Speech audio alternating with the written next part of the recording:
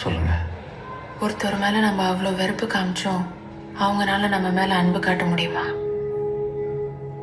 சொல்லு. முடியுங்க. நம்ம ஒருத்தரை உண்மையாக லவ் பண்ணா முடியும்.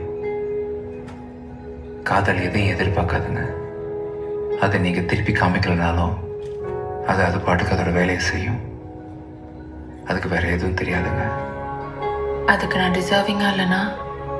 லைஃப்பில் உங்களுக்கு ஒரு விஷயம் கிடைக்கணும்னு இருந்தா அதை நீங்கள் டிசர்வ் பண்ணாலும் பண்ணலைனாலும் அது உங்களுக்கு கண்டிப்பாக கிடைக்குங்க.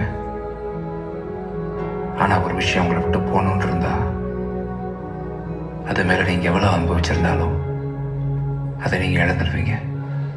நீ யாராவது இழந்திருக்கியா? என் தங்கச்சி.